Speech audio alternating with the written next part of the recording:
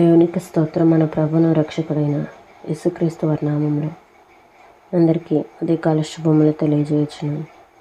ఈరోజు దేవుని వాగ్దానము పేతురు మొదటి పత్రిక 4వ అధ్యాయము 12-13 వచనాలు.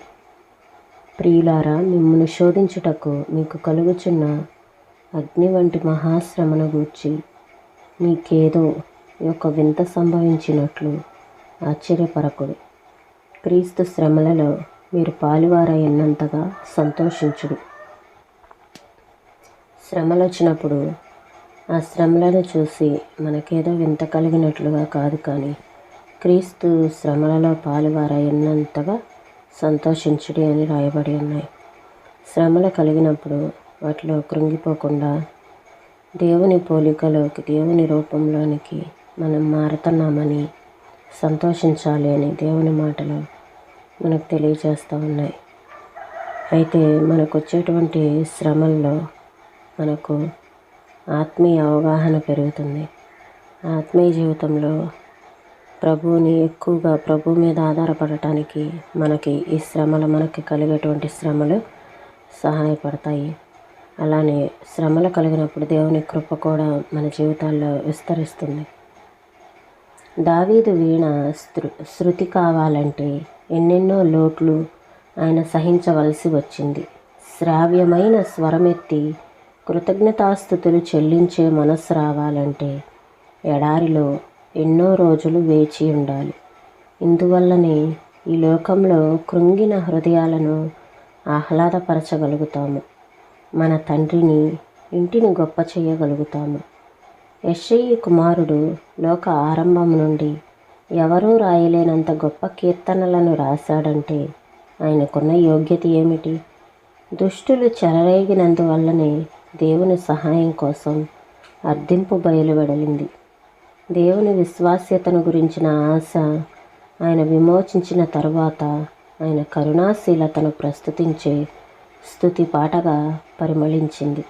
ప్రతి విచారము దావీదు వీణెలో మరొక తీగ, ప్రతి విడిపింపు మరొక పాటకి ప్రాణం.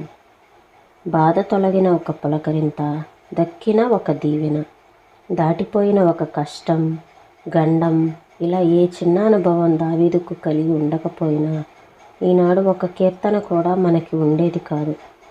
దేవుని ప్రజల అనుభూతులకి అద్దం పట్టే, ఆదరణనిచ్చే ఈ కీర్తనలు మనకి లేకపోవటం ఎంత నష్టమయ్యేది మనకి. దేవుని కోసం కనిపెట్టడం, ఆయన చిత్త ప్రకారం బాధలను అనుభవించటం, ఆయన్ని తెలుసుకోవటం, ఆయన శ్రమల్లో పాలు పంచుకోవటమే, ఆయన కుమారుని పోలికలోనికి మారటమే. కాబట్టి నీ అనుభవం పెరగాలంటే, ఆత్మీయ అవగాహన కలగాలంటే విస్తరించనున్న నీ శ్రమలను చూచి గాబరా పడకు. వాటితో బాటే దేవుని కృప కూడా నీ పట్ల విస్తరిస్తుంది. ఎందుకంటే పరిశుద్ధాత్మ ఊపిరి నిన్ను కొత్త సృష్టిగా చేసినప్పుడు చలనం లేని రాయిలాగా చేయలేదు. నీ హృదయానుభూతుల్ని ఇంకా మృదువుగా, పదిలంగా ఉంచింది. పౌలుని దేవుడు నమ్మకమైన వానిగా ఎంచాడు కాబట్టి తన పరిచర్యకు నియమించాడు.